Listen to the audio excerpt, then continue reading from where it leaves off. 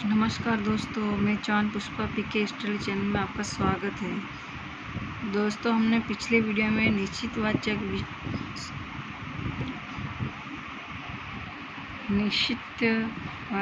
संख्या विशेषण पढ़ लिया था और आज अपन अनिश्चित संख्यावाचक विशेषण पढ़ेंगे।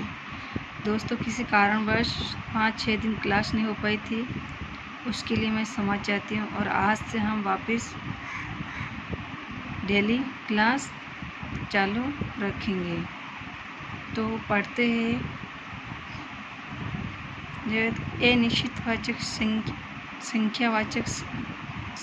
अनिश्चित संख्यावाचक विशेषण की पहचान कैसे होगी। तो पहचान करने के लिए मैं कुछ शब्द बताती हूँ, उसके बाद इसकी अपन परिभाषा पढ़ेंगे। जैसे कम, ज़्यादा, थोड़ा, बहुत, अधिक, अत्यधिक, सारा, सारी, तमाम, समस्त, अनेक, कुछ, ढेर सारा, अधिक, अध्यापक और बहुत और लड़के। ये शब्द आते हैं, यानी जिसमें कोई संख्या निश्चित नहीं होती है कि 1 है, 2 है या 3 है। ये केवल मतलब एक एवरेज से बताया जाता है कि बहुत थोड़ा है, ज़्यादा है, कम है, सारा, ढेर। तो ये जितने भी शब्द हैं, ये सब अनिश्चित संख्यावाचक विशेषण के शब्द हैं। इससे अपन पहचान सकते हैं। तो अपन वाक्यों में कैसे प्रयोग करेंगे और वाक्यों में प्रयोग किया हुआ को कैसे अपन जानेंगे, इसके लिए अपन पढ़ते आगे। अनेक लोग मैदान में घूम रहे हैं। अब अनेक लोग, अब इसको छोड़ दो और ये अनेक क्या है? विशेषण है। अब अनेक में तो बहुत सारे हो गए, उसकी गिनती इतनी होती है। एक उदाहरण बताती हूँ मैं। जैसे गेहूँ का एक बोरा होता है, तो अगर उसी गेहूँ के बोरे को अगर ऐसे खुला छोड़ के एक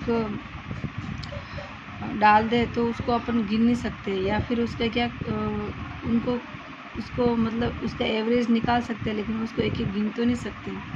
तो उसी तरह बहुत सारे लोग मतलब होने पर उनको अपन क्या कहते हैं? अनेकों लोग थे या अनेक थे। तो अपन एक उदाहरण के माध्यम से समझ सकते हैं। उसके बाद में देखो, दूसरा वाक्य है, कमरे में ढेर सारे मेज़ रखी हुई थी। ढेर सारी आ गई, मेज़ तो थी, लेकिन जैसे ढेर सारे आने के बाद में ये क्या हो गया? ये निश्चितवाचक सर्वनाम हो गया। अगर इन शब्दों को अपन ने याद रख लिया तो अपन को अनिश्चित संख्यावाचक विशेषण याद हो जाएगा। अब इसमें देखो, नियम नंबर 1 क्या कहता है? यदि दो अलग अलग संख्याओं में किसी संज्ञा या सर्वनाम संख्या विशेषता बताई जाए तो यहाँ अनिश्चित संख्यावाचक विशेषण होगा। अब ये क्या कहना चाहता है कि अलग अलग संख्या में किसी संज्ञा या सर्वनाम, बात एक ही है। संज्ञा के स्थान पर सर्वनाम का प्रयोग करो या सर्वनाम के स्थान पर संज्ञा का प्रयोग करो। तो इनकी जो संख्या के स्थान पे जो शब्द अपन बोलते हैं उसको क्या कहते हैं? विशेषण कहते हैं। अब जैसे संख्या कैसे पहचानोगे?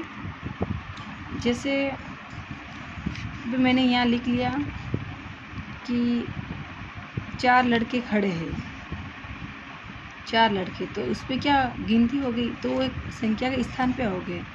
और वैसे बहुत सारे लड़के खड़े हुए, तो इन दोनों में डिफरेंस अपन को समझना पड़ता है। केवल ये याद रखने का है कि अलग अलग संख्याओं में से किसी संज्ञा या सर्वनाम की संख्या की विशेषता बताई जाती है। उसके बाद में नियम नंबर 2 क्या कहता है? यदि निश्चित संख्यावाचक विशेषण शब्दों से पहले अनिश्चितता प्रकट करने वाला कोई शब्द लगभग, करीब, कोई, करीबन, तकरीबन इन में से कोई एक शब्द रखा जाए तो भी अनिश्चितवाचक सर्वनाम होगा, कि उसकी गिनती नहीं की जा सकती, उनका एवरेज नहीं होता। केवल एवरेज से अपने अनुसार उनको बता सकते हैं। उसका कोई माप तोल नहीं होता है, न उसकी कोई गिनना होती है, अपने एवरेज से बता सकते हैं। उसको क्या कहते हैं? अनिश्चित संख्यावाचक विशेषण। जैसे देखो, कमरे लगभग 20 कमरे में, यहाँ पे में है, पेन चाहिए, तो कमरे में लगभग 20 लड़के बैठे हैं। अब देखो 20 तो सही, 20 क्या है, संख्या हो गई किसकी, लड़कों की, लेकिन जैसे ही संख्या के पहले क्या होगा, लगभग, यानी हो भी सकती है, नहीं भी हो सकती है, तो एक एवरेज बता रहे। अपन ने सबसे पहले ये नियम नंबर पढ़ा था कि संज्ञा या सर्वनाम की संख्या की विशेषता बताएगा।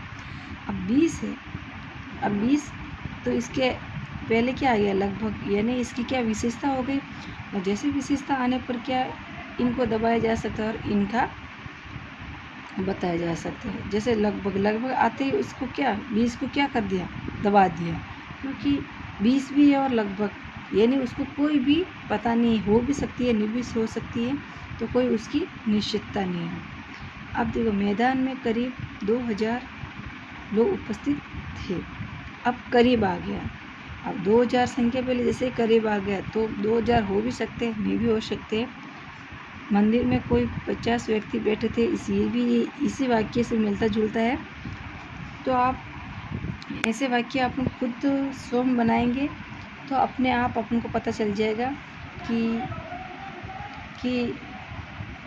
निश्चित संख्यावाचक विशेषण कैसे होता है और अनिश्चित कैसे होता है। निश्चित आएगा तब यहाँ कोई नहीं आएगा, डायरेक्ट यही आएगा, मंदिर में 50 व्यक्ति बैठे थे, यानी इसका निश्चित था, उसने गिनना हो गई। जैसे संख्या के पहले क्या आ जाएगा, कोई क्या, तो इसमें अनिश्चितता प्रकट करेगी। इसके बाद अपन आगे देखते हैं नियम नंबर 3। नियम नंबर 3 क्या कहता है, यदि निश्चित संख्यावाचक विशेषण शब्दों के अंत में एक शब्द जोड़ दिया जाए तो निश्चित संख्यावाचक विशेषण भी अनिश्चितवाचक विशेषण बन जाता है। यदि निश्चित संख्यावाचक विशेषण शब्दों में अंत में एक शब्द और जोड़ने पर क्या हो जाता है, अनिश्चित संख्यावाचक विशेषण हो जाता है। अब देखो एक कमरे 20 एक छात्र अनुपस्थित थे। एक कमरे के बीच एक छात्र उपस्थित थे। अब ये क्या किया, अब देखो कोचिंग में 50 एक अध्यापक रोज पढ़ाते थे। 50 एक यानी 50 एक 20 एक, तो जैसे एक लग गया 20 एक, अपन कहते हैं ना कोई भी होता है कि हाँ मैंने वहाँ पे बॉल खेल रहे थे लड़के, और कितने लड़के थे पे, कुछ हो गए 5-6 लड़के होंगे, तो जैसे कुछ 5-6 लड़के होंगे तो इसमें क्या हो गया, इसका एवरेज नहीं हुआ, इसका गिनना नहीं हुई। उसको पता तो है कि मैदान में इतने बच्चे खेल रहे थे, लेकिन उसमें क्या फिक्स नहीं है, कुछ 50 एक लड़के खेल रहे थे। तो यहाँ भी ऐसे ही है, कोचिंग में 50 एक अध्यापक रोज पढ़ाते, यानी 50 एक होंगे, मतलब हो भी सकते हैं, कम भी हो सकता है एक, और एक ज़्यादा भी हो सकता है, लेकिन लगभग इनका क्या एवरेज है। तो ये नियम नंबर 1 और 2 और ये 3 तीनों मिलते जुलते ही है, केवल इसका डिफरेंस अपन को क्या समझना है। फिर नियम नंबर 4 क्या कहता है, यदि निश्चित संख्यावाचक विशेषण शब्दों के अंत में औ नहीं है, ये औ है, प्रत्यय जोड़ दिया जाए तो ये अनिश्चितवाचक सर्वनाम बन जाता है। जैसे ये लगने पर बहुवचन बनता है शब्दों के। तो अब देखते हैं अपने इसमें, कमरे में सैकड़ों छात्र पढ़ रहे थे। अब सैकड़ों एक बताना और एक बोलना आसान होता है, लेकिन उसकी गिनना नहीं हो पाती, तो ये निश्चित नहीं है। मैदान में हज़ारों लोग बैठे थे, आज लाखों लोग बेरोजगार है। तो ये सब चारों है, लेकिन चारों क्या है, सबसे पहला नंबर नियम क्या कहता है कि संज्ञा या सर्वनाम की संख्या की जो विशेषता बताएगा उसको क्या कहते हैं, अनिश्चितवाचक संख्या विशेषण। फिर दूसरा नंबर अपने पढ़ा था करीबन, लगभग, कोई, ये ऐसे शब्द आने पर भी क्या हो जाता है, अनिश्चितवाचक सर्वनाम हो जाता है। फिर तीसरा नंबर में अपन कि शब्द के निश्चित संख्यावाचक शब्दों के जैसे एक लगाने पर क्या बन जाता है, ये निश्चितवाचक विशेषण बन जाता है। सॉरी, मैं बार बार मुझे सर्वनाम बोलना आ जाता है एकदम।